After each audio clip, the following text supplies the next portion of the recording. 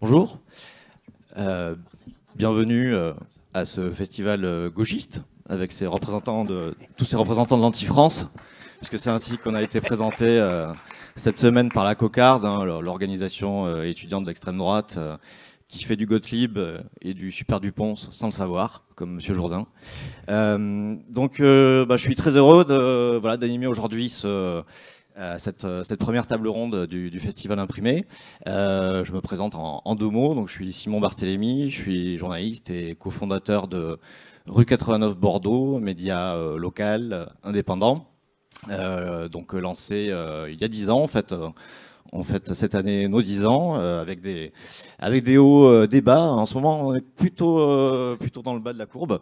Et on vous invite je fais juste une micro-parenthèse, à participer d'ailleurs à la consultation sur l'avenir de notre média, sur son modèle économique, sa gouvernance, avec une hypothèse qu'on met sur la table de transformation de notre société, qui est une SARL en coopérative. Je ferme la parenthèse. C'est accessible sur le site. Bienvenue à cette première table ronde sur après la banalisation de l'extrême droite. Les termes est, je trouve, assez bien posés, puisque il y a encore quelques années, on pouvait se poser la question, oui, est-ce que c'est si banalisé que ça, quelles sont les lignes rouges, etc. Aujourd'hui, on voit chaque jour un défilé des logorées de paroles et de ces représentants de l'extrême droite sur tous les plateaux de télé, de radio. La faute peut-être aussi depuis 2 ans au fait que, fait inédit dans l'histoire de la France, nous avons 88 députés d'extrême droite à l'Assemblée nationale, donc ça aide un peu, ne serait-ce que légalement à la libération, alors je mets des gros guillemets, de la parole raciste. On l'a vu très très localement avec les exploits de notre député Grégoire de Fournas, qui a été sanctionné pour ça à l'Assemblée nationale. Et le gros souci évidemment que ça pose de cette banalisation, c'est la progression des idées. C'est ça qui nous inquiète aujourd'hui. J'espère que le débat va être un peu joyeux quand même, mais quand on voit que tous les termes aujourd'hui, l'extrême droite est en train de gagner la bagarre sémantique. Quand on entend encore Valérie Hayé parler de grands remplacements pour la Mayenne, même si c'était, je pense, un peu ironique, ou surtout quand le président de la République parle d'ensauvagement de la société, et que, avec peut-être un phénomène de fenêtre d'Overton, ça parlera peut-être aux spécialistes de sciences politiques ou à ceux qui ont vu La Fièvre, mais on voit que la préférence nationale est arrivée dans les débats et la loi, le projet de loi sur l'immigration voté très récemment. Donc comment on en est arrivé là, quels sont aujourd'hui les ressorts de cette banalisation, comment on peut procéder peut-être autrement pour refaire barrage, si le terme de castor est encore adapté. On va en discuter pendant une grosse heure. Vous aurez bien sûr largement la parole tout à l'heure. On va commencer par faire une micro-présentation. Ils se présenteront plus amplement eux-mêmes de nos intervenants aujourd'hui. À ma gauche, Nassir El-Mouadem, qui est journaliste à Arrêt sur Image, donc le site d'info lancé il y a quelques années par Daniel Schneiderman. Youmni Kezouf, qui est à Mediapart, qui suit l'extrême droite, on va dire, politique, institutionnelle. On évoquera justement le distinguo entre ces mouvements. Et Christophe Cécile Garnier de Street Press, qui à l'instar de Klarsfeld, le chasseur de nazis, Street Press qui fait un peu cet office-là dans les médias. Peut-être pour autant de médias qui, comme ça a été souligné tout à l'heure, ont 0 milliardaire dans leur capital. Et donc il y a à la fois une force, puisque en termes de liberté de parole, liberté d'enquêter, etc., mais aussi sans doute une faiblesse, on l'évoquera, face aux machines qui sont en face de nous. Nassira. Bonjour. Bonjour. Donc, en quelques mots, voilà, comment toi tu traites ces sujets-là, cette banalisation? Est-ce que tu veux d'abord te présenter un peu plus longuement ou nous lancer un petit spot? comment tu veux faire? Alors bonjour tout le monde, donc moi effectivement je travaille pour Arrêt sur Image où j'anime les émissions hebdomadaires.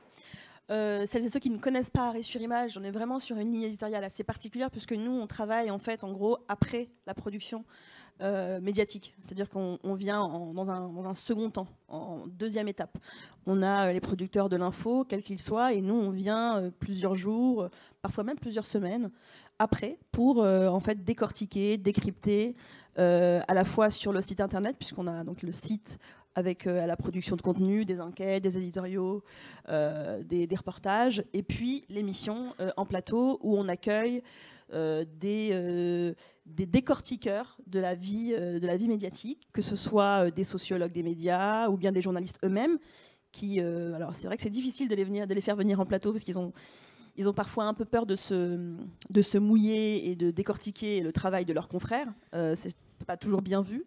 Et puis on a des chercheurs, des universitaires, des militants associatifs. Enfin, vraiment l'idée c'est de faire en sorte que le plateau soit le plus complet possible, chacune avec sa propre casquette. Par exemple cette semaine, donc c'est l'émission que j'ai enregistrée hier, on traite de la question de la criminalisation du soutien aux Palestiniens dans la vie médiatique. Et on a invité Hubert Launois, qui est étudiant à Sciences Po, qui est mobilisé sur le terrain, mais qui découvre la machine médiatique en étant invité sur les plateaux télé. Et c'est extrêmement intéressant de voir à quel point lui, et puis une forme de jeunesse mobilisée aujourd'hui, a tout à fait conscience des contraintes et des limites des dispositifs médias. Enfin, vraiment, c'était hyper passionnant de l'entendre. Et puis, on avait à distance quelqu'un que vous connaissez peut-être, Loumi, qui bosse pour Blast et qui a une émission également de décryptage médiatique avec Usul. Donc voilà, donc ça c'est mon travail. Et puis j'écris des livres, j'ai dirigé le Bondi Blog, un média en ligne sur les quartiers populaires, j'ai travaillé à la télé. Et en fait, la chance que j'ai, je crois, c'est le fait de passer par la télévision. Ce qui fait que je connais, et notamment la chaîne d'information en continu iTélé, qui est aujourd'hui devenue CNews, et évidemment avec une ligne éditoriale, et on y reviendra, complètement différente. J'ai travaillé aussi à France 2, au journal de 20h, donc je connais, même si évidemment ça date un petit peu et les choses ont un peu évolué, mais franchement pas tellement. Et donc je connais en fait les ressorts de la construction d'un JT, d'un conducteur, les contraintes en interne, les formats contraints, etc. Et ça me permet d'avoir un regard à la fois ancré dans le réel, et puis à un peu de hauteur aussi, puisque c'est quand même notre travail à nous et notre valeur ajoutée à nous, à Arrêt sur Image. Merci. Yomni, donc à Mediapart, toi tu es ce qu'on appelle dans le jargon rubricard, c'est ça? Donc tu suis le Reconquête et le Rassemblement National. Depuis combien de temps et comment on en vient là à Mediapart? Qu'est-ce que c'est un hasard dans ton parcours? C'est une volonté? Comment ça s'est... T'as été puni? Et non, j'ai pas été puni, contrairement à ce qu'on pourrait penser. Moi je suis Yomni, effectivement je travaille à Mediapart depuis maintenant bientôt 4 ans. Et je couvre l'extrême droite politique, on va dire, institutionnelle, depuis la rentrée de septembre, voilà, donc c'est relativement récent. Avant ça, je bossais à Mediapart à la vidéo, donc au pôle vidéo, sur les émissions à l'air libre, sur les enquêtes vidéo, etc. Donc c'est relativement récent et ça s'est fait par volonté de ma part pour le coup, par une conjonction de places qui se libèrent sur le suivi de l'extrême droite et volonté qui était la mienne de couvrir ces sujets-là parce que c'est des sujets qui m'intéressent et que je considère importants de couvrir. C'est des sujets qui me passionnent, mais c'est des sujets qui me passionnent et que je trouve important de couvrir à Mediapart. C'est-à-dire que je pense que je ne serais pas aussi ravi de les couvrir si je les couvrais pour d'autres médias plus mainstream, avec des contraintes médiatiques dont on reparlera, de fabrication de l'info, etc. Voilà. En quoi c'est plus facile à Mediapart? Alors c'est plus facile pour la façon dont moi j'envisage mon travail. C'est-à-dire que je considère que la neutralité journalistique n'existe pas, que l'objectivité non plus, que quand on travaille en tant que journaliste, on a un devoir d'honnêteté, mais on n'a absolument pas de devoir de neutralité ou d'objectivité. Et à Mediapart, on assume notre ligne éditoriale, on assume une ligne éditoriale antiraciste, on assume une ligne éditoriale internationaliste, on assume aussi une volonté de produire de l'information qu'on espère de qualité, et on assume que ça peut prendre du temps de faire ça, et que donc ça nécessite le temps d'enquêter, le temps de lire, le temps de parler à des gens, le temps de se renseigner. Et donc, je pense que je serais moins épanoui dans mon travail, a fortiori sur l'extrême droite, si je travaillais dans une rubrique politique d'un site d'info en continu où il faut écrire extrêmement rapidement 3 papiers par jour sur la moindre petite phrase prononcée par le moindre député sur la moindre chaîne de télé. Et Dieu sait qu'il y a beaucoup de députés sur beaucoup de chaînes de télé d'extrême droite. Donc c'est pour ça que c'est pas plus facile, parce que ça implique d'autres contraintes, et notamment dans le rapport aux sources et dans le rapport à mon sujet. Mais en tout cas, ça m'épanouit beaucoup plus. Merci. Christophe Cécile, donc idem, un peu même question. Comment en es-tu arrivé à te spécialiser un peu dans ce sujet-là, et comment ça se passe pour toi à Street Press? Ouais, alors bonjour à toutes et à tous, merci beaucoup pour l'invitation. Alors moi, l'extrême droite, c'est arrivé avant même que je sois journaliste, en vrai. La grande histoire, c'est que j'ai fait une licence dans une école, je viens de Vendée, et donc j'ai fait une licence dans une école qui s'appelle l'Institut catholique d'études supérieures, l'ICES pour les intimes, qui a été créée par Philippe de Villiers dans les années 90. Voilà, c'était la fac du coin, j'y suis allé, je savais pas trop, à l'époque, même pas la vingtaine. Philippe de Villiers, ça me parle, c'est le gars du Puy du Fou, mais sans plus. Et en fait, je tombe là-dessus sur mes premiers cathos tradis. Donc voilà, avec tout le respect que j'ai pour eux, il y en a certains sont intimement liés à l'extrême droite, et c'est notamment à l'ICES que je vois, enfin que j'entends finalement mes premiers propos extrêmement racistes, évidemment que j'en avais déjà entendu dans la société, mais là, on est sur un niveau grand emplacement, enfin maintenant des termes qui ont pignon sur rue, hein, mais à l'époque, il y a plus de 10 ans maintenant, enfin même 14 en fait, c'était encore dans un certain cercle. C'est là où je vois mes premiers saluts nazis qui sont faits pour rire, ce genre de choses, quoi. Donc en fait, ça m'a jamais vraiment quitté, et en fait, quand j'ai commencé à piger d'abord, puis écrire pour Street Press, mon premier sujet a été sur un gars qui était anti-avortement, et qui en fait essayait de rendre tendance l'anti-avortement pour les jeunes. C'était pas facile. Avant, il y avait la fondation Jérôme Lejeune. C'était un peu, comme il le disait lui-même, désilluminé. Et lui, il essayait vraiment de rendre ça un peu plus tendance. Il faisait des allusions à Pikachu, des trucs comme ça. Enfin voilà. Et en fait, à cette soirée, je lâche. Je suis pas très bien reçu parce que je suis journaliste, du coup, hein, donc toujours une certaine distance vis-à-vis de ça.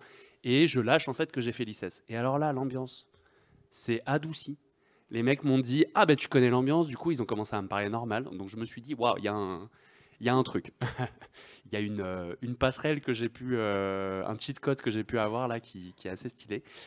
Et qui du coup depuis m'a accompagné à chaque fois sur la plupart de mes enquêtes. Alors bon, maintenant ça commence à dater, donc je le dis moins, mais ça m'a aidé dans la compréhension aussi de qui sont ces gens, comment ils pensent, comment ils agissent. Et du coup, Street Press, j'ai commencé à faire de l'extrême droite, mais pas que. Je faisais beaucoup de la violence policière, mais je suis essentiellement maintenant, depuis, comme toi, Yomni, depuis septembre, sur l'extrême droite, qu'elle soit institutionnelle ou l'extrême droite radicale, ce que d'autres médias vont appeler l'ultra-droite, par exemple, qu'on n'appelle pas du tout ultra-droite à Street Press, parce que pour nous, il y a une continuité qui est assez manifeste. Mais voilà. Tu peux nous donner peut-être un ou deux exemples de travaux récents, d'enquêtes dont tu es assez content de as pu sortir? Absolument. Alors une des dernières, c'est un travail qu'on a appelé les Faflix, qui est une fuite de données d'extrême droite, enfin de militants d'extrême droite avec plus de 2000 documents, qui est issu notamment de jeunes de la division Martel, qui est un groupuscule dissous par le gouvernement en novembre 2023 ou décembre, peut-être début décembre, et sur lequel Mediapart a également travaillé. Et nous, juste, on l'a appelé les Faflix. Du coup, voilà, ça faisait un produit marketing qui était assez intéressant. Enfin, en tout cas, on a pu vraiment montrer comment, via ce titre très marketing, montrer comment en fait la jeunesse d'extrême droite pensait, s'organisait, c'était quoi leur délire, enfin voilà, avec à la fois des vidéos, des captures d'écran de conversation, les mêmes qui s'envoient, tout ce genre de choses et tout, un peu leur délire, les musiques qu'ils écoutent. Et donc voilà, c'est un des derniers travaux que j'ai fait sur Street Press, dont je suis particulièrement fier, donc je vous invite à aller le voir. C'est en accès gratuit, il faut le dire. C'est en accès gratuit, oui. C'est vrai que j'ai pas du tout présenté Street Press, mais Street Press, pour ceux qui ne le connaissent pas, c'est un média en ligne donc qui a été créé en 2009, donc maintenant il a 15 ans. Et en fait, voilà, la promesse, c'est que c'est un média à prix libre, donc Vous arrivez, tout le contenu est accessible et vous choisissez de faire un don ou non. Et donc, on vit essentiellement par les dons de nos lecteurs. Merci beaucoup, Nassira, de m'y faire penser. Et voilà, en fait, nous, on est un média surtout très magazine, ce qui est aussi une très bonne condition de travail. Comme à Mediapart, on va faire vraiment du long, on va essayer de se concentrer sur du travail de qualité. Et pareil, on ne va pas du tout sortir plusieurs articles par jour sur la dernière polémique, le dernier buzz du moment, la dernière cravate de Jordan Bardella, mais plutôt vraiment des articles centrés sur les militants derrière, les rhétoriques derrière, tout ce genre de choses-là. Et pour un journaliste, je dois avouer que c'est très exceptionnel de pouvoir se dire, voilà, je vais pouvoir passer 3 semaines, un mois et demi sur une enquête spéciale, parce que je sais que mes collègues dans la plupart des autres médias, malheureusement, n'ont pas ce luxe. Une dernière question, tant que je te tiens, est-ce que c'est compliqué de bosser sur ces sujets-là? Quelles sont les différences entre traiter de milieux qui essayent de préserver quand même une certaine confidentialité, qui ont une grande méfiance? C'est plus ou moins compliqué que de travailler sur d'autres domaines, dans d'autres domaines? C'est plus ou moins compliqué. Alors, encore plus aujourd'hui, je trouve que depuis que j'ai commencé à travailler sur l'extrême droite, et donc c'était en 2016, et aujourd'hui, il y a une bascule qui s'est faite, c'est-à-dire que les groupes, les militants aujourd'hui sont, je trouve, beaucoup plus violents qu'avant. Avant, ils le montraient moins parce qu'il y avait une volonté justement de se normaliser, de se banaliser. Maintenant que les idées et les discours sont omniprésents dans notre société, là, ils peuvent avancer à visage découvert et ils peuvent beaucoup plus menacer, agresser, enfin ce genre de choses. Comment dire ? Il y a une enquête que j'ai faite sur le Bastion social, qui était un mouvement donc néofasciste présent dans plusieurs villes de France, Clermont, Strasbourg, Lyon, Chambéry, Marseille, Aix, et j'en oublie peut-être une, pas à Bordeaux, où vous avez été épargné, et qui était un mouvement qui se voulait, qui était donc néofasciste, mais qui se voulait en fait le Casa Pound, qui est un mouvement italien français. Et en fait, eux, leur dada, c'était de dire non, regardez, nous on est gentils, on va donner de la nourriture à des sans-abri, on a un local où on accueille des gens et tout, et ce qui était vrai, il faut leur reconnaître, mais avec une petite astérix, c'est que les SDF qu'ils accueillaient, c'était que des SDF français. Et donc, c'était l'application dans les termes de la préférence nationale dont on parle maintenant énormément aujourd'hui. Et donc, ces gens-là, j'ai pu les rencontrer. Ils ont accepté de me rencontrer. J'ai fait 2 soirées avec eux où ils ont été hyper sympas avec moi. Évidemment, c'était très intéressé. Et évidemment, tout ça n'était qu'un vernis, puisque si vous regardez le nombre de condamnations de gens du bassin social, c'est assez phénoménal. C'est-à-dire que eux, dès leur première ouverture de local, la plupart du temps, le soir même, ils agressaient des personnes, et surtout des agressions racistes, quoi. Je crois qu'à Strasbourg, vraiment, ils font l'inauguration. Le soir même, ils tabassent une personne racisée. Donc, chasser le naturel, il revient au grand galop. Et du coup, même avec ce genre d'action-là, les mecs avaient quand même accepté de nous rencontrer. Alors que maintenant, aujourd'hui, je pense que si on veut faire ça avec le GUD, par exemple, donc le groupe Union Défense, un syndicat étudiant d'extrême droite assez historique, on se ferait casser la gueule dans les deux. Donc voilà, nous à Street Press aussi, on a un mantra, c'est de dire qu'on est journaliste et pas du tout faire de l'infiltration, qui est aujourd'hui aussi une stratégie d'enquête des médias et notamment des télés, que nous on fait pas du tout, parce qu'en fait on veut que ces gens-là ils sachent notre positionnement. Nous on dit qu'on est engagé contre l'extrême droite, ils le savent, ils choisissent de nous parler et ils nous parlent en leur âme et conscience, et après le reste ils se débrouillent, quoi. Mais c'est vrai qu'aujourd'hui il y a beaucoup plus de violence de leur part, ils se permettent beaucoup plus de choses qui ne se permettaient pas avant, parce qu'ils savaient que ça pouvait éventuellement attaquer leur stratégie de normalisation, alors que maintenant ouais, c'est free. Complètement. Yomni, quand on arrive avec l'étiquette Mediapart chez Zemmour ou Marine Le Pen, comment on est reçu?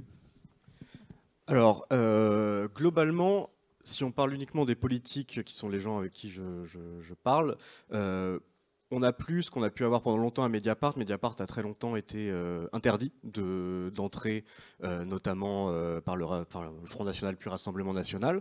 Ma collègue Marine Turki, qui a couvert longtemps ces questions-là à Mediapart, a longtemps couvert des meetings depuis la porte, avec interdiction de rentrer. Ça a changé et ça fait partie du processus de normalisation, de banalisation. Ça a changé il y a quelques années. Maintenant, j'ai pas de problème, moi, à être accrédité aux événements, que ce soit du Rassemblement National ou de Reconquête. J'ai pas non plus eu de problème avec les responsables politiques. Le seul problème que j'ai, c'est qu'ils me parlent pas. qui me répondent pas. Il y en a qui me parlent, heureusement, sinon je pourrais pas travailler. Mais j'ai pas, la plupart de mes textos restent sans réponse avec plein de gens, parce qu'en fait, l'étiquette Mediapart, parce que la peur de dire une connerie, parce que aucune envie de parler, aucun intérêt pour un responsable politique du RN de parler à Mediapart, globalement. Hein. C'est pas dans nos lecteurs qui vont convaincre des gens, c'est pas leur intérêt. Ils savent comment on travaille. Bon. Donc j'ai plutôt des textos qui restent sans réponse, mais j'ai pas d'interaction, j'ai pas eu pour l'instant. Tout ça est très soumis au futur, mais pour l'instant j'ai pas eu d'interaction désagréable, de menaces, de confrontations fortes avec des responsables politiques. C'est différent avec les militants. Puisque si la banalisation et la normalisation, c'est quelque chose qui est complètement intégré par les responsables politiques, et donc il faut attention à traiter, voilà, on traite bien les journalistes, attention, on est aux petits soins, on vous dit bonjour, on est souriant, on répond aux questions, etc. Les militants en ont globalement rien à foutre. Les militants, ils militent, ils sont pour la plupart très loin de ces considérations-là, et donc quand on est en meeting et qu'on va discuter avec les gens et qu'on dit pour qui on travaille, parce que moi c'est pareil, je dis pour qui je travaille, parfois j'ai des interactions pas drôles, j'ai jamais été menacé physiquement, j'ai jamais été viré manu militari, mais bon, c'est des gens qui répondent pas, ou c'est des gens qui disent je vous parle pas, vous êtes des merdes, ou bon, voilà. Bon, ça s'arrête généralement là. Et puis il y a le pendant réseaux sociaux, qui là est différent, puisque ça nécessite quand même pas mal de courage et pas mal de détermination d'aller dire à quelqu'un frontalement je vais te casser la gueule ou je vais te tuer. C'est beaucoup plus facile de faire ça en message privé sur Instagram ou sur Twitter. Donc ça a pu m'arriver, ça pour le coup, pas si souvent que ça, mais ça a pu m'arriver une fois ou deux de prendre des vraies vagues de militants mécontents après un papier. La dernière fois, c'était un compte-rendu de meeting de Reconquête. C'était le meeting de lancement de la campagne européenne de Marion Maréchal. Mon tort a été d'écrire que des propos racistes avaient été tenus dans ce meeting, ce qui est fou. Et bon, je sais pas, ça les a un peu turlupinés. Et donc là, je me suis pris 2 jours de messages, voilà, sur Twitter, sur Instagram, etc. C'est ça qui peut être le truc le plus prégnant. C'est pas tous les jours, heureusement. Par ailleurs, on a des moyens de se protéger. À la rédac, on est assez bien entouré là-dessus. On a des moyens de s'éviter. Si on n'a pas envie de regarder, on regarde pas. On a des outils informatiques qui nous permettent de filtrer tout ça, etc., qui sont assez bien fichus. Mais voilà comment on est reçu globalement. Et comment ça se passe pour tes consoeurs et confrères? Quelle évolution toi, tu as pu avoir de la part, donc toujours plutôt des responsables ou des organes des partis? Alors côté Rassemblement National, parce que c'est ça quand même le parti le plus important et ce qui m'occupe au quotidien. Il y a 2 choses. Il y a un mépris évident global du métier de journaliste, hein, c'est-à-dire que, et sans être dans la confrontation comme ça a pu être le cas il y a quelques années, on est quand même toujours sur, dès qu'il y a une question qui est un peu piquante dans une conférence de presse, etc., on sent très vite revenir le petit mépris, c'est avec le sourire, mais voilà, on nous renvoie dans les cordes régulièrement. Il y a quand même toujours un média qui est toujours refusé d'accréditation par le Rassemblement National, ça dure depuis un certain nombre d'années, c'est Quotidien. Nous, on a longtemps, Mediapart, on a longtemps été logé à la même enseigne que Quotidien.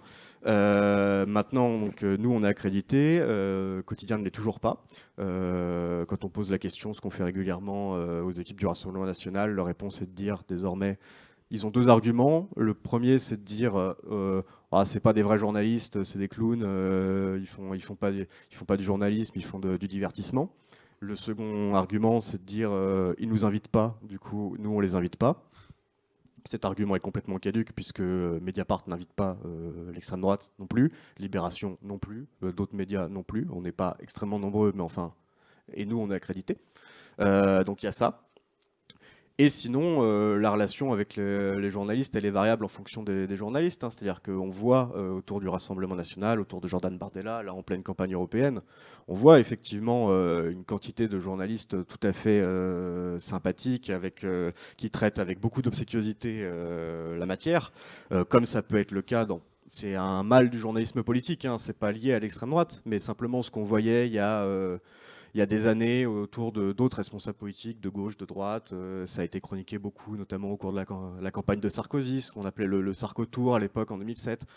C'est des choses qu'on peut voir autour de Jordan Bardella désormais, c'est-à-dire des journalistes très sympas, des journalistes très souriants, des journalistes qui s'affichent parfois ouvertement sympathiques avec le RN, ce qui se traduit par une production médiatique, du coup, tout à fait sympathique, tout à fait obséquieuse, et c'est ce qui pose problème. C'est-à-dire que les journalistes de Valeurs Actuelles ou de Causeur ou d'autres journaux qui s'affichent ouvertement d'extrême droite soient sympas avec Jordan Bardella, à la rigueur, bon, c'est classique. Ce qui est plus inquiétant, c'est quand c'est des journaux, des télés mainstream qui ont beaucoup plus d'audience aussi et beaucoup plus de capacité à forger l'opinion. Et là, ça devient plus inquiétant. Nassira, justement, Arrêt sur Image a consacré plusieurs émissions, une très récemment avec le cas Jordan Bardella, à cette stratégie de dédiabolisation, on disait encore il y a quelques années, en tout cas vraiment de banalisation totale des responsables d'extrême droite et donc de leurs idées. Comment tu l'expliques? Comment tu analyses ce phénomène aujourd'hui et quelle est aujourd'hui vraiment son ampleur véritable? Est-ce que on peut dire que c'est généralisé à l'ensemble du paysage médiatique, à part évidemment quelques camps retranchés? Oui, c'est généralisé. Très clairement, moi je rejoins tout à fait ce que dit Yumni sur la production médiatique extrêmement sympathique vis-à-vis du Rassemblement national. C'est important de revenir sur les mots, parce que tout à l'heure Christophe disait à juste titre que voilà, eux parlaient d'extrême droite. Aujourd'hui, même ce mot-là n'est quasiment plus utilisé à la télévision, par exemple. Le Rassemblement national n'est pas considéré comme un parti d'extrême droite pour les chaînes d'information en continu. Alors évidemment CNews, comme on sait, est devenu, avec une ligne éditoriale d'extrême droite, avec l'arrivée de Bolloré, et moi j'en sais quelque chose puisque je suis partie d'ITélé au moment où Bolloré est arrivé, donc c'était en 2015. Donc pour les chaînes de télé type CNews, enfin une chaîne de télé comme CNews, c'est très clair, mais en fait ceci maintenant contamine l'ensemble du paysage audiovisuel français. Y compris une chaîne comme BFM TV par exemple. Alors on peut lui faire beaucoup de reproches à BFM. Pendant quelques temps, pendant même plus longtemps, il n'hésitait pas à dire que c'était un parti d'extrême droite. Aujourd'hui, en fait, le mot n'existe pas.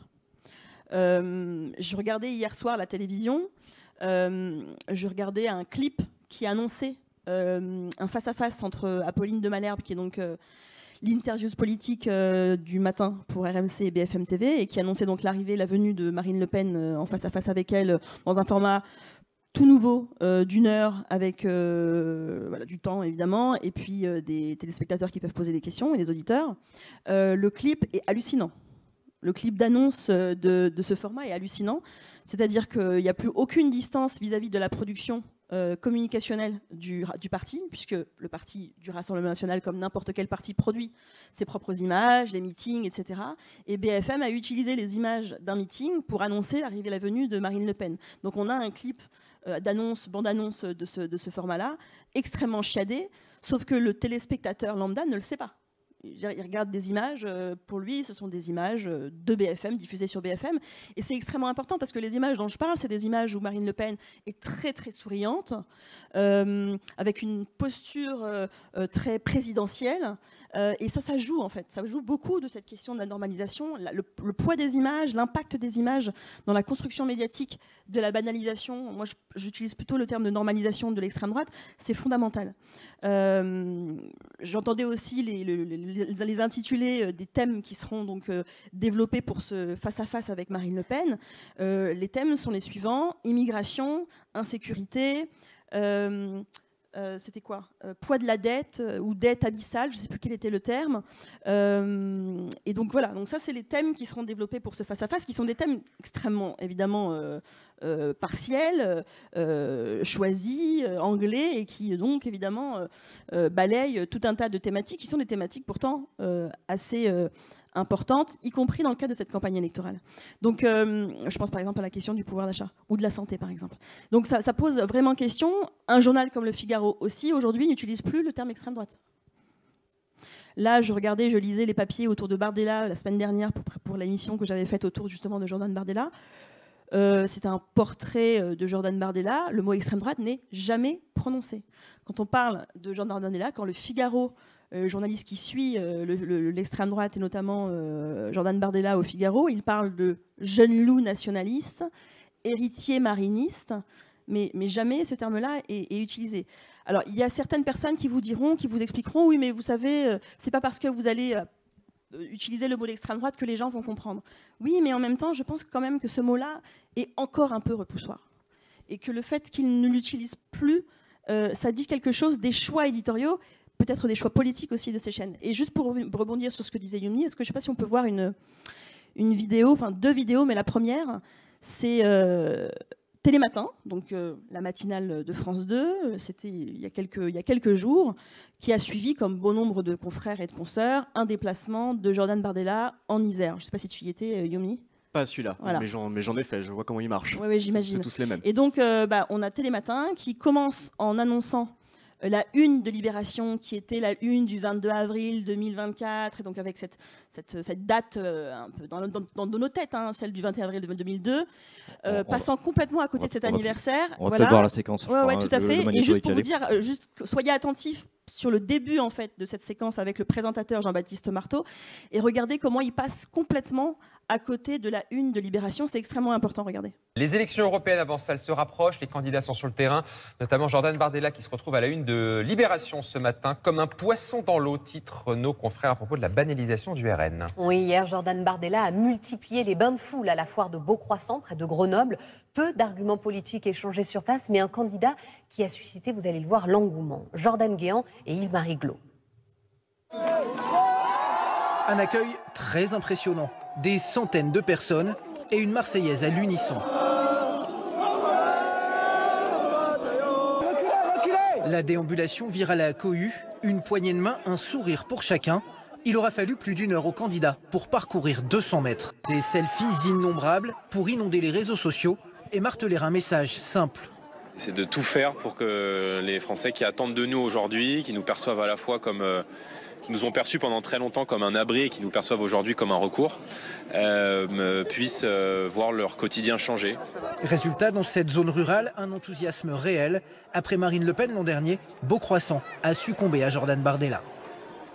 7h05, actualité à l'étranger à présent, voilà, avec ces manifestations monstres. Ce n'est pas juste Télématin, puisque vous allez voir une deuxième vidéo. Vous allez voir que cet élément de langage autour des fans, parce que c'est ça qu'on comprend, hein, des fans de cette rockstar, de la foule autour de Bardella qui doit signer des autographes, etc. C'est quelque chose qui revient partout dans le paysage audiovisuel. Aujourd'hui, le chef de l'extrême droite est accueilli comme une pop star.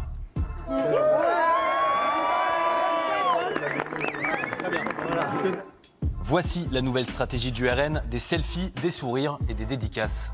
Vous pouvez faire une vidéo pour maman s'il vous plaît? Comment elle s'appelle? Elle s'appelle Laurence. Dédicace à tout le lycée, on pense à vous et dommage pour ceux qui n'ont pas pu être là. Je n'avais jamais vu ça. C'est comme si certains avaient confondu Jordan Bardella avec Justin Bieber. Oh Jordan, on vous aime, on vous aime, on vous aime. C'est gentil, moi aussi je vous aime, merci.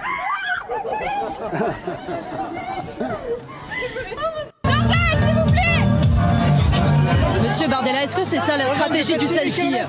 Alors je vous aime bien, mais là objectivement c'est pas le moment. Ben oui, c'est le candidat ou une rockstar là? C'est moi. C'est bon. Madame Le Pen, il y a une foule qui est 2 fois plus grande chez Jordan Bardella. Comment vous l'expliquez? Vous êtes vraiment trop mignon, mais... Là-bas, c'est rockstar. Oui, bien, mais heureusement. C'est notre idole. Votre idole, carrément? Ouais. On dit ça d'une rockstar, normalement? C'est une rockstar. Des journalistes qui sont allés au salon suivre Jordan Bardella, c'était l'émeute, c'était Madonna. Je veux dire, ça... Il est mieux accueilli que le président. Voilà. Un samedi chaotique au salon de l'agriculture, mais dimanche, tout a changé.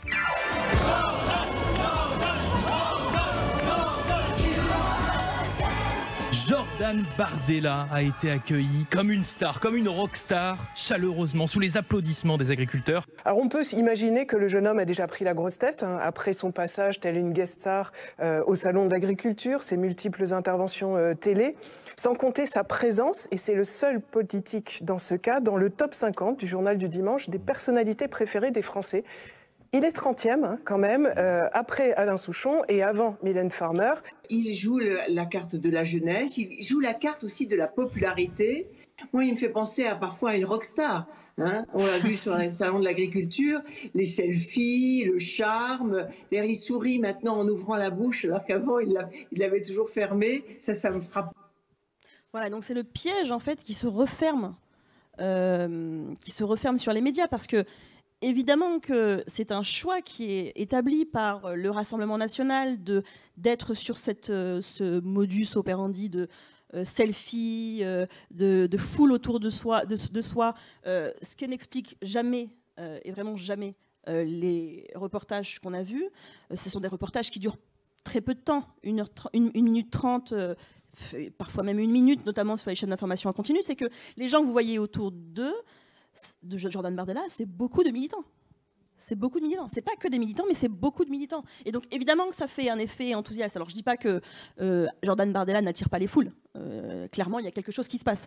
Mais quand même, moi, ça m'interroge le fait que les médias, vraiment, soient complètement pris dans ce piège de la communication sans jamais sortir de ça et surtout sans jamais donner du contexte, tout simplement, de compréhension aux téléspectateurs. On pourrait tout à fait avoir 15 secondes de décryptage de la sémantique ou de décryptage de la communication politique de Bardella. Je veux dire, c'est rapide, hein, on a compris. C'est des selfies, c'est la foule, etc. Ça, c'est rapide. Et puis ensuite, donner à comprendre aux téléspectateurs pour quelles raisons, par exemple, Jordan Bardella ne va pas au débat et fréquenter les autres candidats. Pour quelles raisons Jordan Bardella a tout à fait compris qu'il n'avait même pas besoin de répondre à des questions de fond, puisque de toute façon, le déroulé médiatique est absolument phénoménal. Donc vous voyez que c'est absolument massif, en fait, cette stratégie.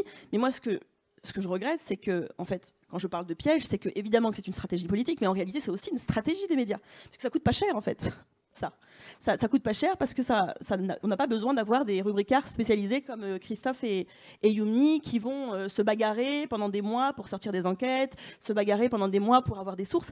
C'est extrêmement facile et confortable. Sauf que là, on est en campagne électorale et que ça pose vraiment question. Sans parler du fait d'ailleurs qu'on nous parle des sondages, des baromètres. Là, par exemple, la communicante qui est sur le plateau de Public Sénat, à aucun moment, elle nous explique que le journal du dimanche, aujourd'hui, est une propriété de Bolloré, avec des journalistes qui, aujourd'hui, sont des amis de Jordan Bardella. Sont des amis proches. Et ça, Youmi, je pense que tu pourrais l'expliquer mieux que moi. Oui, vous vouliez réagir, on rentre vraiment dans l'explication de cette banalisation. Et Marine Le Pen, tout à l'heure, elle dit un truc d'une lucidité incroyable, vous êtes vraiment trop mignons. Même ceux qui sont censés être un peu incisifs ou qui se prétendent l'être sont à côté de la plaque. Vous vouliez réagir? Ouais, à deux trucs. Déjà, juste pour revenir sur l'utilisation du terme extrême droite, c'est effectivement ultra important, c'est effectivement de plus en plus rare. Nous, les rubricards, comme on dit, donc les journalistes politiques qui suivent le RN au quotidien, on se compte entre nous. Hein, on sait qui utilise encore le terme d'extrême droite. Et parfois, c'est pas du tout une demande du journal, du média. Parfois, c'est des choix individuels, dans un sens comme dans l'autre d'ailleurs. Mais donc, effectivement, on se compte. Et ce qui est assez frappant, c'est que la lutte contre l'étiquette d'extrême droite, c'est un truc ultra vieux au FN puis au RN. Pendant des années, le FN attaquait même en justice les médias qui utilisaient le terme extrême droite. Parce que justement, il voulait absolument se départir de cette étiquette, parce que Jean-Marie Le Pen avait compris très tôt lui-même que oui, c'était un truc repoussoir et qu'en fait, il fallait lutter contre ça. Maintenant, le FN, le RN ne se donne plus du tout la peine d'attaquer quiconque en justice pour l'utilisation du terme d'extrême droite. Ils continuent de dire, quand on leur en parle en interviews, moi j'ai vu Jordan Bardella une fois dire oh, bon, je récuse le terme d'extrême droite, moi je me considère pas comme d'extrême droite. Mais c'est tout, il évacue ça très vite, parce qu'en fait, ils n'ont plus besoin de le faire, puisque la stratégie a marché, et ils sont plus qualifiés d'extrême droite que dans une minorité de médias. Donc ils n'ont plus besoin de se donner la peine. Ils continuent d'attaquer devant le Conseil d'État les étiquettes politiques, qui sont des trucs très officiels du ministère de l'Intérieur pour les élections, qui permettent de faire des blocs de force, le bloc gauche, le bloc extrême gauche, le bloc extrême droite. Ça, ils continuent de le faire, mais ils ne le médiatisent pas. C'est une attaque devant le tribunal administratif, ça coûte pas cher. Alors qu'ils ont perdu en plus. Ils perdent à chaque fois, parce que le ministère de l'Intérieur répond oui, mais non, mais... vous êtes un parti héritier du FN, vous avez encore la préférence nationale dans votre programme. Partant de là, je ne vois pas pourquoi vous seriez qualifié autrement. Fin. Donc ils perdent à chaque fois. Mais ça se fait hors média. Extrêmement hypocrite comme position. Ce qui est extrêmement hypocrite, mais ce qui a le mérite de continuer de les ranger là-dedans. On verra combien de temps ça durera. Mais à part ça, ils n'attaquent plus ce truc-là. Autre chose du coup sur effectivement le cirque Bardella. Donc effectivement, moi j'étais pas dans l'Isère sur le reportage là, lancé par Télématin avec ce magnifique lapsus sur la une de Libération, mais j'en ai fait d'autres, hein, des marchés, des déplacements, ce qu'on appelle des déplacements télé, hein, et c'est pas pour rien. C'est-à-dire que c'est des déplacements où où tout est calibré pour faire de l'image. C'est-à-dire, j'ai suivi Jordan Bardella dans le Bordelais au moment de la crise des agriculteurs, etc. C'était pareil. J'ai suivi Jordan Bardella sur un marché dans le Nord, à Cambrai, il n'y a pas très longtemps. C'était pareil. C'est calibré, c'est-à-dire que, d'une part, il est entouré d'une nuée de militants, ce qui est une réalité. Pas seulement des militants du coin, d'ailleurs. Moi, j'ai fait le marché de Cambrai, par exemple, donc dans une zone de force du RN. C'est une zone où il y a, sur 18 circos du département, il y en a, je sais plus, 10 tenus par le RN, etc. Donc, c'est des endroits qui votent massivement au Rassemblement national. Mais il y avait donc plein de militants du RN qui se précipitaient sur lui pour faire des selfies, et on peut le comprendre, hein. C'est-à-dire quand on est militant d'un parti politique, on voit son candidat, on a envie de faire des selfies avec lui. Il y avait aussi plein de militants venus d'ailleurs. Moi j'ai croisé des militantes du Rassemblement national de la jeunesse du 77 ou du 78, c'est plus 77 je crois, donc région parisienne, qui en fait suivent, je les vois à chaque fois, elles ont 20, 22 ans, elles suivent tous les déplacements de Jordan Bardella. Tous. Sans exception. Et donc elles sont sur le marché à Cambrai, elles font des selfies avec lui, mais elles sont aussi sur le marché là dans l'Isère, elles font des selfies avec lui. Je les ai revues à Royan, elles font des selfies avec lui. Elles seront mardi dans l'Est, en Moselle, elles seront avec lui. Et voilà, il y a ce phénomène-là aussi. Et ça, effectivement, on peut pas le savoir si on débarque et qu'on voit qu'on est journaliste, et juste c'est le premier déplacement qu'on voit de Jordan Bardella. Effectivement, on voit, et c'est une réalité, il ne peut pas faire 4 mètres dans le marché. C'est vrai. Mais si on ne voit pas que c'est des militants, si on ne voit pas qu'ils qui distribuent des tracts quand ils ne sont pas en train de faire des selfies, par exemple, si on ne voit pas les coulisses aussi, le fait que le chef cab, le chef de cabinet de Jordan Bardella, dans le marché couvert, et ben en fait, il va voir 3 commerçants sur les 25, il va en voir 3 qu'il a spoté la veille, ou à qui il a passé un coup de fil, ou qui sont dans le fichier, parce qu'il a demandé aux députés du coin, qui est Rassemblement national, il a demandé qui étaient les sympathisants RN parmi les commerçants du marché. Et du coup, il emmène Jordan Bardella voir ce poissonnier. Tac, bonjour monsieur le poissonnier. Jordan Bardella a la capacité de conversation d'une table, à peu près. Hein. Donc, ça se passe bien? Ah, et vous venez d'où? Ah, et vous vendez quoi? Ah, et voilà, mais ça fait des très belles images, les télés sont très contentes, les télés sont prépositionnées. Je le bosse. Hein. Mais les télés sont prépositionnées, donc emmenées par le chef de cabinet qui dit aux chaînes de télé, il va venir là, hop, installez-vous là, hop, Jordan Bardella tâte le poisson ou goûte la bière, machin. Il fait un petit regard caméra, un cul sec de la bière, paf, ça fait des images, c'est super. Et on enchaîne. C'est ça. Et c'est extrêmement conscientisé par Jordan Bardella et par les équipes du RN. Tout ce travail sur le corps, sur la figure du beau gosse, sur la figure de Robocop, sur tout ça, c'est conscientisé, c'est réfléchi. Il travaillait avec un ancien journaliste qui a été mon collègue à ITélé, Pascal Humeau. Le fameux, qui a donc fait du média training, ce que font plein de journalistes, malheureusement, pour donc lui apprendre à sourire, lui apprendre à se tenir, lui apprendre à comment utiliser justement son corps, voilà, parce que c'est des choses qui s'apprennent. Hein. Mais, et ça, on le voit, et par exemple, le dernier exemple, Jordan Bardella, j'ai fait un certain nombre de meetings de lui là, sur la campagne, je vais continuer à en faire.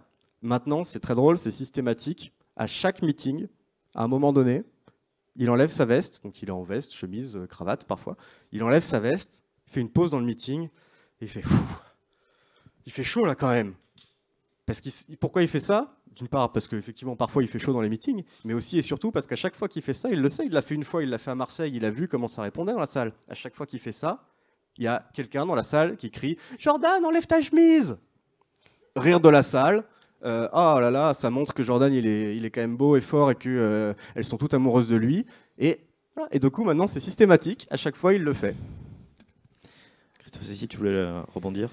Oui. En fait, le phénomène qu'on voit à l'œuvre ici, moi, il me rappelle énormément ce qui a eu lieu il y a 2 ans pour l'élection d'Éric Zemmour. En fait, pareil, des foules. Alors là, pour le coup, il y avait une opposition en face aussi qui venait parasiter un peu par des militants de gauche ou d'extrême gauche un peu ce calcul. Hein. On se souvient des déplacements à Marseille et tout qui avaient été assez chaotiques. Mais en fait... À Villepinte. À Villepinte, oui, carrément.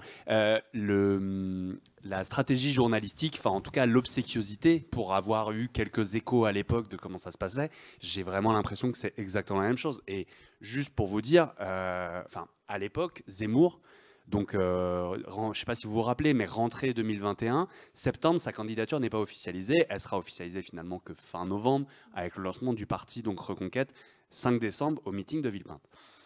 En septembre, il a 16 invitations médiatiques.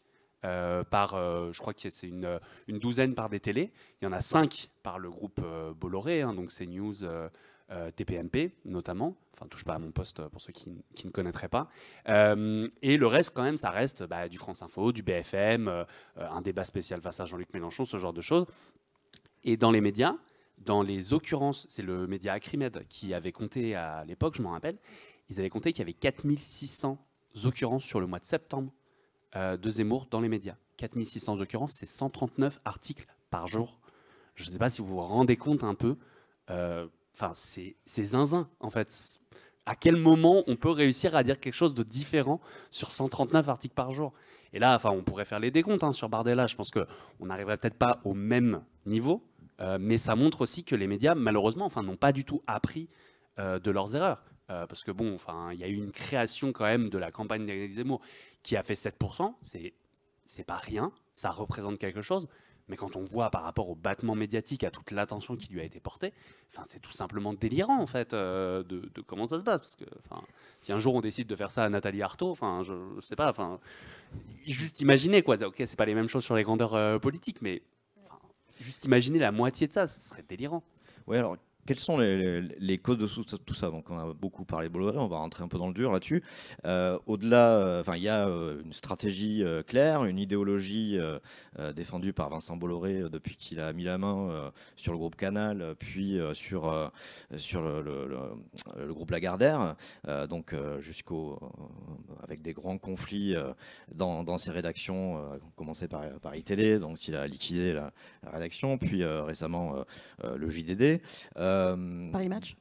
Paris Match, les exemples sont nombreux, mais derrière là où on sait qu'il y a une vraie volonté, une stratégie.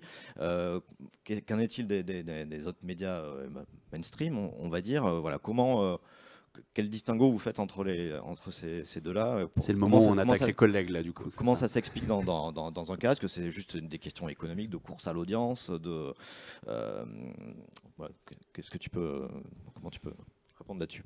Moi, je pense qu'effectivement, peut-être la raison numéro 1, c'est la question de la course à l'audience. Parce que Éric Zemmour, tu le disais à juste titre, Christophe, et c'est valable aussi pour les médias audiovisuels. Moi, je l'ai vécu personnellement quand j'étais à iTélé, puisqu'à iTélé, Éric Zemmour, pendant des années, il avait ce qu'on appelait une émission, c'est pas lui qui l'animait, mais il était en face à face avec un chroniqueur dit de gauche. Nolo. Pardon? Nolo, à l'époque. Non, c'était pas Eric Nolot, mais c'était quelqu'un. Il y avait Laurent Geoffrin à un moment. Il y avait, je crois qu'il y a eu Christophe Barbier aussi. C'est pour ça que je dis dit de gauche. Il y en avait d'autres aussi. Et voilà, ils se relayaient. Et c'était tous les vendredis. Et moi, j'en ai encore des frissons parce que j'étais dans l'open space d'ITélé au moment où on regardait en fait les enregistrements pour savoir ce qui se disait sur le plateau, parce que l'émission était enregistrée parce qu'il fallait être sûr qu'il raconte pas n'importe quoi, et il racontait quand même souvent n'importe quoi, et ça restait.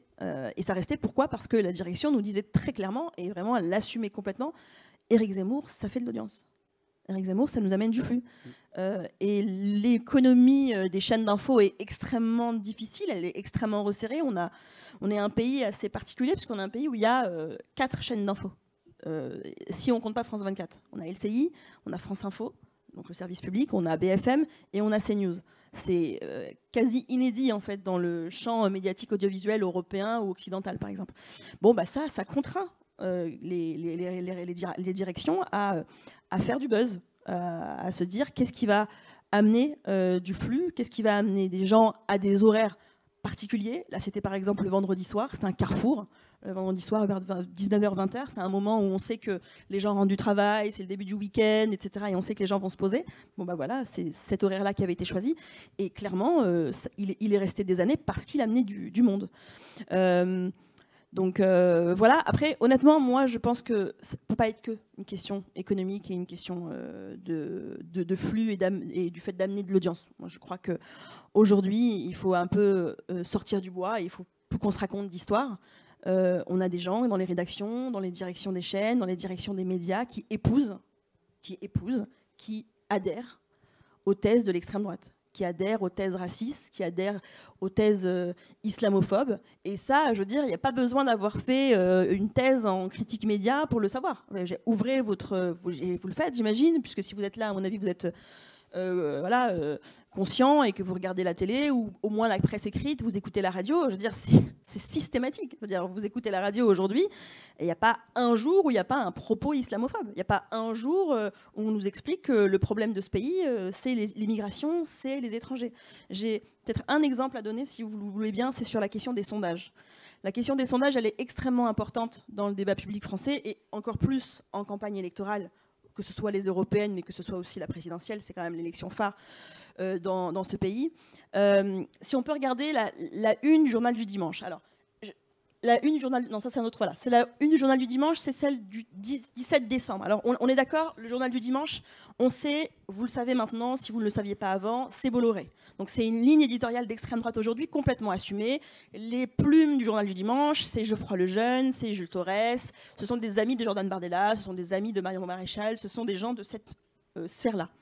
Mais quand même, c'est-à-dire que le journal du dimanche, ça a toujours été un journal un peu prescripteur le week-end dans les médias. C'est-à-dire que dans les médias, le week-end, il ne se passe pas grand-chose, notamment le dimanche. Donc, on fait une revue de presse et puis on parle du journal parce que c'est le seul qui est paré ce jour-là. Et donc, on montre aux Français, aux citoyens, aux téléspectateurs le contenu du journal du dimanche. Et donc ça, c'est la une du 17 décembre, immigration, ce que veulent les Français. Et quand on regarde, on va dans le contenu. Donc c'est un sondage qui a été commandé par l'Institut CSA, qui est un institut de sondage.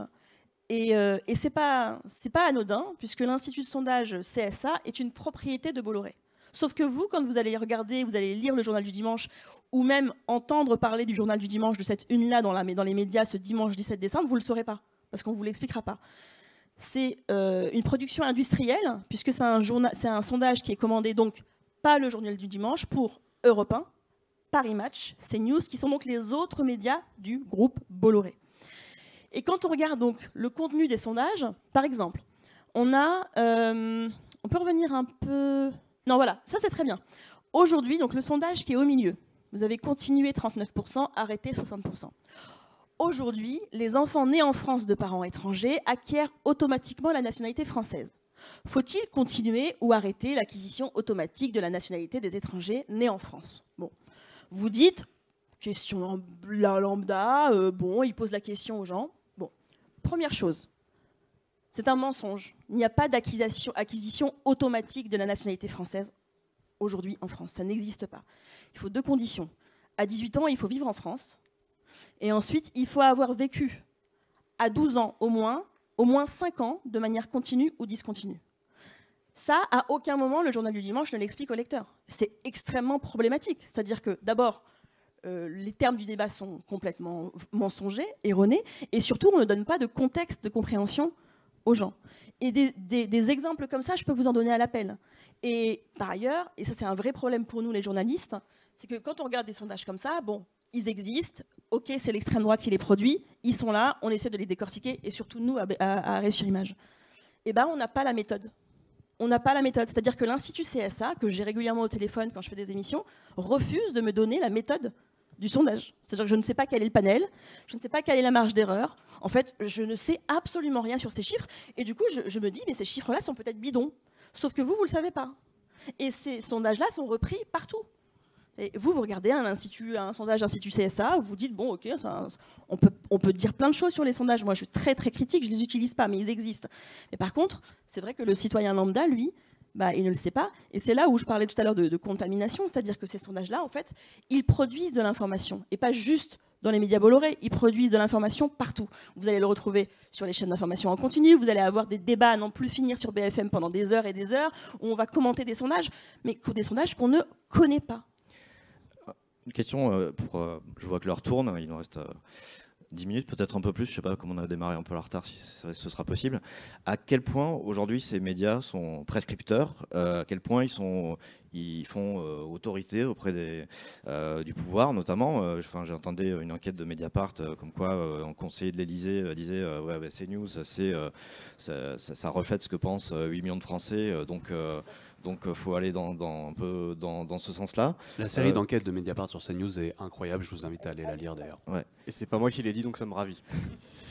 Donc ouais, voilà, ma question, je vous partage à quel point, donc, quel est leur impact? L'impact, il est énorme parce qu'en fait, nos gouvernants ont décidé de donner un impact énorme à ce groupe de médias. Quand la rédaction du JDD s'est mobilisée l'an dernier après l'annonce de l'arrivée de Geoffroy Lejeune en direct de Valeurs Actuelles pour prendre la direction de la rédaction, assez rapidement, des députés macronistes ont fait passer le mot et même c'est remonté à l'Élysée, etc. Il y a eu la consigne en disant non, mais les ministres s'exprimeront plus dans le JDD, voilà.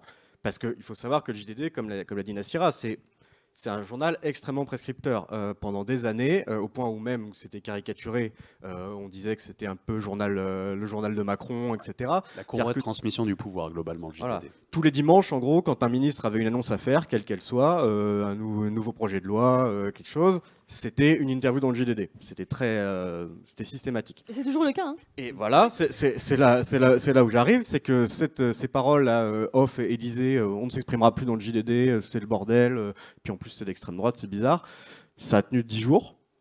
Parce qu'il y a aussi des macronistes qui ont soutenu la rédaction. Tout à fait. La députée Violette Spilbout, députée du Nord, est montée sur scène, sur une scène similaire à celle-ci, lors d'une soirée de soutien à la rédaction du JDD, en expliquant que c'était important que les journalistes aient une voix dans le choix de leur directeur de rédaction, puissent avoir un droit de veto, et que c'était honteux ce qui se passait au JDD.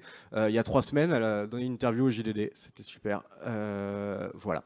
Donc, bref, les ministres du gouvernement de Gabriel Attal, toutes les semaines sont dans le JDD. Donc effectivement, c'est très prescripteur. Parce que bon, si personne ne parlait à ce journal, si personne n'allait sur cette chaîne de télé, à la rigueur, on pourrait au moins faire un peu semblant que ça n'existe pas. Mais à partir du moment où toutes les annonces gouvernementales sont faites dans les médias Bolloré, comment font les autres médias qui couvrent au quotidien l'actualité, ce qui se passe en France? Ils sont même obligés de reprendre. Donc ça donne une importance énorme à ces médias. Et par ailleurs, là on parle des médias, mais il faut aussi, et je pense que c'est très important de reparler des mots et des termes. On a parlé du terme extrême droite, mais c'est pas le seul terme. En fait, les termes d'extrême droite, on en entend tous les jours, ils sont de plus en plus présents chez nous, et ils ne sont pas présents que sur TPMP, CNews et dans le JDD. Ils sont présents dans la bouche de nos gouvernants qui décident sciemment d'utiliser des termes d'extrême droite pour parler de la société. Quand le président parle d'ensauvagement de la France, quand le président parle de réarmement démographique, quand Gabriel Attal nous fait tout un pan de son discours de politique générale avec des séquences comme, je cite, « tu casses, tu répares, tu salis, tu nettoies, la République, on la respecte ». Voilà, tout ça, c'est un environnement, et ça, c'est pas Vincent Bolloré qui l'a écrit, hein, c'est pas Geoffroy Lejeune qui l'a écrit. Et donc, effectivement, à partir de ce moment-là, le monde médiatique utilise ces termes, traite de ces choses-là, puisque ça vient directement, c'est la parole présidentielle, c'est la parole gouvernementale. Donc, on est obligé de les traiter. Et une façon de les traiter, c'est de les interroger, de rappeler ce qu'on vient de se dire là, se rappeler d'où viennent les termes, se rappeler quelle est la réalité de ces choses-là. Mais plein de gens, parce qu'on en a parlé, l'économie des médias est ainsi faite, etc., plein de gens n'ont ni le temps, ni la connaissance, ni la volonté aussi, parce qu'il faut Nassira l'a très bien dit, hein. Il y a plein de gens qui adhèrent à ces thèses en France, dans les médias, en politique, partout, il faut le dire, il faut le rappeler. Donc, à partir de ce moment-là, effectivement, tout ça infuse. Oui, j'aimerais juste dire chaud que, ici, non effectivement... Jordan La ficelle est un peu grosse. Non, mais c'est très important ce que vient de dire Youmni, parce que... Alors après, moi, je pense qu'on peut aller aussi dans le détail de qu'est-ce que dit la Macronie quand elle s'exprime au JDD. Bon, en fait, souvent pas grand-chose. C'est-à-dire que même les pseudo-annonces, parfois ce ne sont pas des vraies annonces, c'est-à-dire que c'est des annonces qui ont été faites avant, mais on fait genre, on annonce quelque chose au JDD, mais c'est extrêmement important. Pourquoi? Parce qu'en fait, il y a un deal. Il y a un deal passé. Il y a un deal passé entre la Macronie et la Bolloré-sphère. Et le deal est le suivant. On considère qu'en 2027, la Macronie gagnera avec Bolloré. C'est le pari qui est fait par la Macronie aujourd'hui. Et d'ailleurs, tu peux le voir, les ministres qui ont critiqué Bolloré, Pape Ndiaye et Rima Abdul-Malak, ils ont été dégagés. Ils ont été dégagés. Et quand je dis ils ont dealé, quand vous cherchez par exemple une interview d'Emmanuel Macron, qu'on peut considérer comme étant quelqu'un proche, par exemple, de la ligne éditoriale d'un journal comme Le Monde, Emmanuel Macron n'a jamais donné d'interview au Monde. Jamais. C'est fou. Alors qu'il a Geoffroy Lejeune, ou peut-être un autre journaliste de la rédaction, je ne sais plus, dans son avion présidentiel pour aller à Bruxelles. Geoffroy Lejeune, merci, pour aller à Bruxelles, pour un conseil européen dont on se fout éperdument. Il ne s'est rien passé. Aucune annonce, il ne s'est absolument rien passé. Sauf que ce qui se passe, c'est que ça donne en fait des muscles au JDD qui se dit voilà, je suis dans les bons coups, je suis dans les bons papiers de la Macronie. Et puis la Macronie peut faire absolument ce qu'elle veut avec ces gens-là parce que ce ne sont pas des journalistes. Ce sont des propagandistes. Et donc, en fait, il y a un deal, il y a un truc de service rendu. Voilà. Vous allez me donner de l'espace pour pouvoir exister dans vos pages et aussi dans l'industrie Bolloré, puisque, en fait, le JDD paraît le dimanche, mais dès le samedi soir, on a la une. Donc, vous avez Geoffroy Lejeune qui, tous les samedis soirs, va sur le plateau de CNews, qui, le lendemain, va sur Europe 1, média aussi Bolloré, qui fait la vente de son journal, qui revient à CNews, et en fait, du vendredi à dimanche, vous avez quasiment uniquement de la presse Bolloré qui existe dans les médias, et ensuite retrouvée sur BFM et l'ensemble de la presse. C'est ça dont on parle aujourd'hui, et ça, c'est une visée pour 2027. Et en fait, là, si encore, bon, ce serait déjà pas un panel super, mais d'avoir la Macronie et les médias de Bolloré ensemble d'un côté, si encore les restes des médias faisaient front pour établir éventuellement un cordon sanitaire ou faire le travail en fait pour essayer de, montrer un peu ce que l'extrême droite est réellement, c'est-à-dire un parti qui veut xénophobe et qui veut une politique interne autoritaire. On n'a pas dit exactement ce que c'était que l'extrême droite, mais l'extrême droite c'est ça dans son cœur. Liberticide aussi. Si vous voulez, aujourd'hui, malheureusement, moi c'est en tout cas ce que je vois en connaissant un peu, ma modeste place de journaliste, le reste du monde médiatique, c'est en fait que ces médias-là, ils arrivent à entraîner avec eux une course à l'échalote.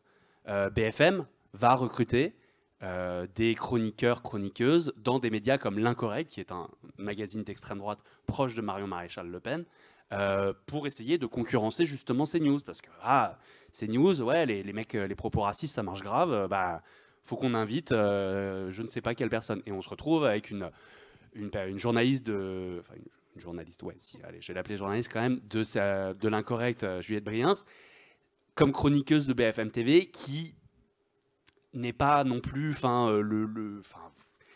ça reste une personne d'extrême droite qui a des propos d'extrême droite extrêmement violents.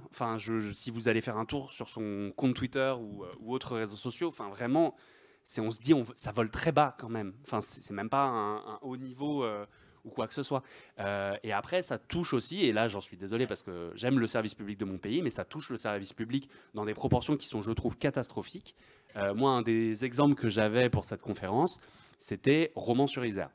Je ne sais pas si vous vous rappelez de Romans-sur-Isère, c'est après le meurtre d'un jeune Thomas Perrotto à Crépol. Il y a la semaine qui suit une descente de 80 militants d'extrême droite pour aller taper, je vous la fais courte, mais du noir et de l'arabe dans le quartier de la Monnaie à Romans-sur-Isère. Les mecs, ils avaient les noms des personnes qui étaient impliquées qui avaient été diffusées par la presse dans le cadre du meurtre de Thomas, et donc vraiment ils étaient là en mission pour aller tabasser des gens. Ça a été prouvé, ça, qu'ils avaient voulu tabasser des gens, parce que des jeunes de Romans-sur-Isère sont tombés sur certains militants de la division Martel, donc, je vous en parlais par rapport au Faflix, et ils ont vu leur message qui était ne tapez pas tout de suite des, et je m'excuse pour le terme, mais des bougnoules, cachez-vous, ordre de Gros Lardon, donc ce fameux chef sous le nom plutôt équivoque, qui a fait marrer toute la France, et on en avait besoin. Mais du coup, ça c'est dans les faits. Les jeunes de Romans-sur-Isère ont réussi à inverser le récit médiatique qui s'était mis en place. Pourquoi ? Parce qu'en fait, un média comme France Info a fait notamment un tweet. J'ai noté le titre du tweet, parce qu'il est quand même assez incroyable. Il disait « Ultra-droite, Romans-sur-Isère, un militant de 20 ans hospitalisé après avoir été agressé par des jeunes. » C'est inversion complète de la culpabilité, quoi. On se retrouve avec des militants d'extrême droite qui viennent vraiment dans une volonté de descente raciste et de violenter. Et c'est un de ces militants-là qui se serait fait agresser par les jeunes. Enfin, on nage en plein délire. Et d'ailleurs, France Info, face au tollé, a proposé un autre titre sous ce tweet, chose que je n'ai jamais vu auparavant faire. Et ça se retrouve aussi dans un média après comme France Inter, quelques jours plus tard, qui fait un article sur comment l'ultra-droite, alors ils utilisent le terme, que moi je n'adhère pas, mais bon, au moins ils tentent de donner un terme, sur un mouvement qui s'appelle Lyon Populaire. Donc Lyon Populaire, c'est un mouvement à Lyon, c'est un mouvement qu'on appelle, dans le jargon journalistique spécialisé d'extrême droite, nationaliste révolutionnaire, plus communément néo-nazi en fait. Et en fait, ils les présentent et à aucun moment, enfin vraiment, c'est le reportage... ah ouais, ils vont interviewer les militants et ils disent pas du tout quel est vraiment leur positionnement. Ils disent néofasciste, mais sans l'expliquer, ils disent vraiment juste le terme. Donc voilà, si on lit vite, limite, on ne voit même pas ça. Et donc, c'est des gens qui disent exactement la même chose du bastion social que je vous racontais tout à l'heure. Oui, non, nous, on veut d'abord que les Français soient privilégiés. Là, comme ça, on pourrait le lire, ça a du bon sens, sauf que cette phrase-là, elle est dite par un gars qui s'appelle Elliot, qui est cité dans le papier. Elliot Bertin, il faut savoir que c'est le chef de Lyon Populaire. C'est un mec qui a été impliqué dans une dizaine d'histoires d'agressions très violentes à Lyon, qui est antisémite et qui est donc ultra raciste. Ce gars-là, donc le papier il est sorti en décembre, ce gars-là, Street Press en avait fait le portrait fin septembre, avec un titre plutôt équivoque, enfin voilà, il suffisait juste de le lire, et encore une fois, je le rappelle, notre média est gratuit. Donc en fait, si vous voulez, la journaliste, dont je n'ai pas noté le nom, et ça n'a pas d'importance finalement, parce que c'est plutôt l'action que vraiment la personne derrière tout ça, ne s'est même pas donné la peine, en allant voir quand même un mouvement sulfureux, dirons-nous, de se dire, tiens, ce Elliot qui est le chef de Lyon Populaire, si je tape Elliot Lyon Populaire, qu'est-ce qu'il y a sur lui? Elle serait tombée immédiatement sur notre article. Vous pouvez le faire si vous voulez, là, sur votre téléphone, vous tapez Elliot Lyon Populaire, vous tombez sur notre article. Donc je me dis, en fait, à partir du moment où c'est pas dit, enfin, où c'est pas fait, en fait, tout simplement, la stratégie de travail, enfin là, elle est catastrophique, quoi. Il n'y a même pas le travail de base, en fait, de vérification journalistique. Et je pense qu'en fait, cette course, mais qui s'explique par plein d'autres choses, par une économie des médias, par les attaques de l'extrême droite sur le service public et sur France Inter notamment, qui font mouche aujourd'hui, en fait, voilà, c'est ce qui nous amène aussi vraiment vers la catastrophe. On n'a plus beaucoup de temps, on n'a plus que 5 minutes, enfin on n'avait plus que 5 minutes il y a un quart d'heure. Donc je vais prendre rapidement 2 questions de la salle, mais avant quand même de vous passer la parole, je voudrais quand même revenir avec Nassira sur ce qui s'est passé cette semaine. En quelle mesure, on peut dire que c'est un cas d'école. Donc je rappelle très rapidement les événements pour ceux qui ne seraient pas au courant, qui ne sont pas branchés sur les réseaux sociaux en permanence ou autres. Ouais, grand bien vous fasse. Ouais. Donc le 30 avril, tu tweets après une décision l'annonce de la Fédération française de foot qui interdit à ses pratiquantes et pratiquants de porter le collant, les collants ou le casque pour des raisons de laïcité. Donc tu as un tweet énervé, ouais, qui provoque, qui est soumis à Julien Audoul, donc député Rassemblement National, le lendemain sur CNews, qui réagit en gros en te demandant de quitter la France. Chez sur Morandini, quand même, il faut le dire aussi, au niveau de l'information. Bon. Voilà. Donc une personne condamnée qui interrogeait une personne qui va être jugée bientôt. Mais voilà, il y a un effet boule de neige derrière. Évidemment, c'est repris dans plusieurs émissions de CNews. Et là, tu as une avalanche de messages qui sont directement envoyés, de cyberharcèlement, on peut dire, voire même de menaces. Comment tu analyses, toi, cet épisode-là? Peut-être, tu dis, est-ce que j'ai fait une connerie? Est-ce que j'ai pas tendu le bâton pour me faire battre avec... je fais l'avocat du diable. Non, mais t'as raison. Non, mais il nous reste pas beaucoup de temps. Donc non, je ne regrette pas. Non, je ne me condamne pas toute seule. Non, j'ai bien fait d'écrire ça. Voilà, ça au moins c'est fait, c'est dit. Donc oui, j'ai fait ce tweet-là. Sur cette décision, en tout cas c'est une circulaire de la Fédération française de foot. Il s'avère que moi mon fils fait du foot, que je suis beaucoup tous les week-ends, alors pas aujourd'hui. parce que je suis avec vous, mais je suis beaucoup autour des terrains de foot, le samedi et le dimanche, en Ile-de-France, notamment en Seine-Saint-Denis. Donc je connais bien ces sujets-là. Et tu parlais de laïcité, ça n'a absolument rien à voir. La laïcité n'a pas de lien avec cette histoire. Et c'est là où moi ça me rend dingue. C'est-à-dire que les médias, et là vraiment je peux dire les médias, je n'aime pas la généralité, mais quand même on peut dire les médias dans leur... Évidemment, si on prend Street Press, si on prend Mediapart, Libération, okay, on a des gens qui font leur travail, évidemment, mais quand même, il y a ces massifs. Aujourd'hui, la question de la laïcité, elle est utilisée à tort et à travers. Les gamins qui font du foot, les jeunes qui font du foot, les amateurs, que ce soit des gamins ou des grands, des seniors, ils n'ont pas respecté la laïcité sur le terrain en fait. La laïcité, c'est pas ça. La laïcité, c'est la neutralité de l'État vis-à-vis des religions.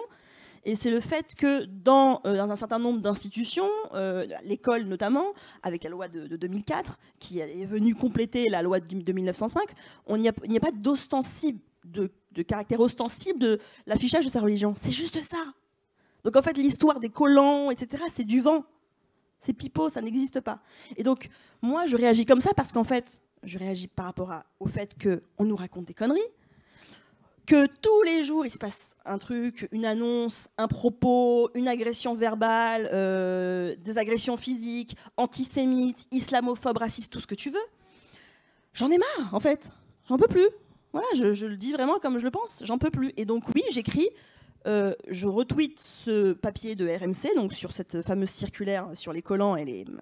C'est fou quand même. On parle de collants, en fait. Non, mais c'est quand même le ridicule. Ça change du burkini. Non, mais c'est le ridicule de la situation.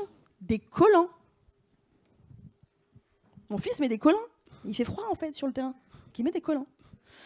Et donc, je fais ce tweet-là, je retweet donc ce papier, et je dis pays de racistes dégénérés, point, honte. Je sais plus comment, donc, voilà. Ce qui se passe, c'est que ce tweet-là, je le fais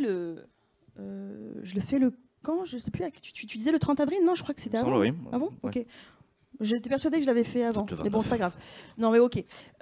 Quand tu parles de Julien Audoul sur le plateau des CNews, Julien Audoul, il a son rond de serviette à CNews. Limite, il dort là-bas. Non, mais je raconte pas d'histoire. Enfin, je veux dire, moi, je regarde la CNews malheureusement pour le boulot. Les loyers, c'est très cher à Paris, tu sais. Faut pas juger. Non, mais c'est dingue. Il est là-bas tout le temps. Donc, en fait, le truc de Morandini à interroger Julien Audoul, mais que nenni. Je veux dire, c'est juste une grosse opération de com à très bas coût. Il s'est fait une super opération politique, ça coûte pas cher, et il s'est fait une arabe, une journaliste qui a travaillé sur le service public. Donc c'est ça en fait l'histoire. Donc et oui, si par exemple Christophe avait fait ce tweet, il se serait rien passé. Rien du tout. Rien. Peut-être que les gens sur Twitter, notamment les militants que tu suis, etc., se seraient venus te faire chier. Mais c'est tout. Parce que ça a permis une attaque indirecte contre France Inter où tu as bossé. Hein, c'est ça. Le sujet, c'est ça. Le sujet, c'est s'attaquer à une arabe, à une journaliste qui travaille sur ces sujets-là et qui décortique leur opération de propagande, et le service public. Voilà, c'était ça les trois éléments de cette opération politique. Et oui, en fait, ça dit quelque chose de l'industrialisation des médias bollorés. Parce qu'en fait, alors aujourd'hui, c'est devenu très automatique. Avant, il y avait effectivement une campagne orchestrée, coordonnée, mais maintenant, ils n'ont même plus besoin de faire ça, parce qu'en fait, ça roule. Le schéma existe, ils savent faire sans se parler, sans se coordonner, c'est très simple. Julien Audoul va sur CNews le matin chez Morandini, enfin ou chez l'heure des pros, chez Pro, Pascal Pro. Morandini ensuite, l'heure des pros ensuite, parce que évidemment l'heure des pros ça fonctionne, et donc du coup il y a l'heure des pros tout le temps sur CNews. Le soir même chez Hanouna, et puis voilà, ça pendant 48 heures. Que te dire de plus? Oui, campagne de cyberharcèlement pendant plus de 48 heures. C'est des insultes racistes, c'est des menaces de viol, des menaces de mort. Cette cagnotte qui a été créée par un collectif soi-disant féministe, Alice identitaire, Cordier de Nemesis. voilà, qui crée une cagnotte pour m'offrir un billet d'avion pour partir, parce que si je me sens pas bien en France, il faut que je parte. Rentre chez toi en banlieue parisienne, hein, c'est ça? Je sais pas où, je rentre chez toi, mais je sais qu'elle pas. dit avoir supprimé parce qu'elle se rendait bien compte que c'était illégal. Elle le dit noir sur blanc, quoi. Donc, vraiment, ces gens-là, font des trucs illégaux publiquement et le revendiquent et après, s'en moquent, quoi. C'est vous dire quel état d'esprit ils sont. Alors il y a deux choses, on peut voir le verre à moitié plein et le verre à moitié vide. Le verre Rapidement, parce qu'il va falloir couper. ouais, bien sûr, le verre à moitié plein, c'est de se dire que la profession m'a massivement soutenu, quelles que soient les rédactions, notamment des rédactions pour lesquelles nous, à Image, on n'est pas super tendre. Je pense par exemple à BFM TV.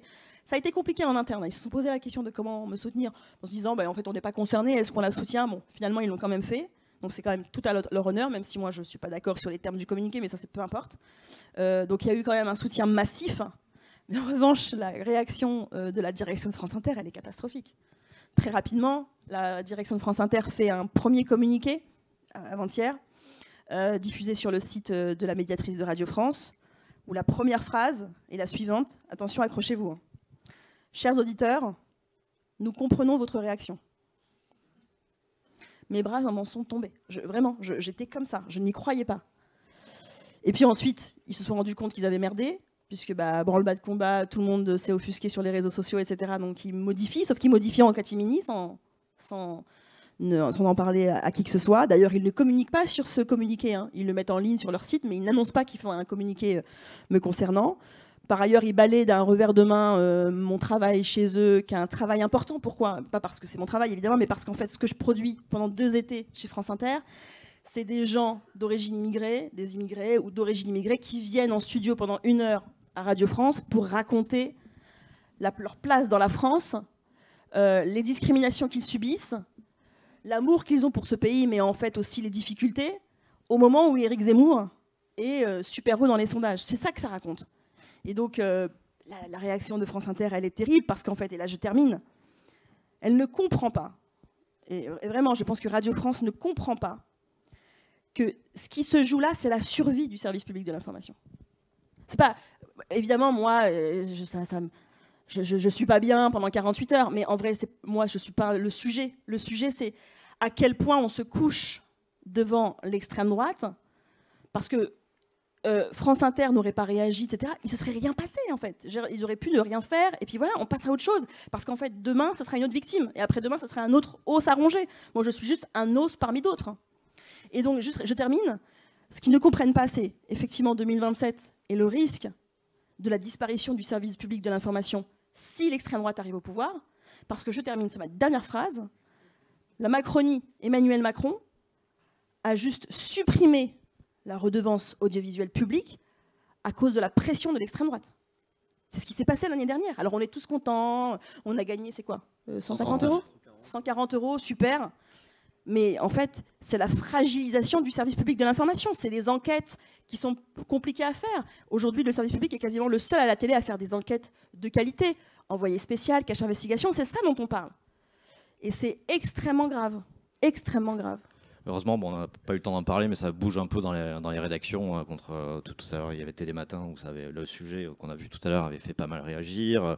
Aujourd'hui, à France Inter, on sent qu'il y a un article de Mediapart, ça commence un peu à bouger. Il y a eu ton cas, il y a celui de Guillaume Meurice qui est en dédicace, je crois, à Bordeaux. C'est l'œil du cyclone aujourd'hui, Boyard de Bordeaux. Donc, je suis désolé, je vais vous frustrer, mais donc nos intervenants sont là. Si vous voulez leur poser des questions ensuite en direct, on peut prendre une question, je crois, si c'est toujours OK. Non, c'est pas trop OK. Sinon on peut tout à fait continuer la discussion, je veux dire, entre nous. N'hésitez pas, on est là. A priori, on ne bouge pas tout de suite. Donc, OK. Prévoit de rester une bonne partie voilà. de la journée. Merci beaucoup pour votre attention. Merci aux intervenants. N'hésitez pas.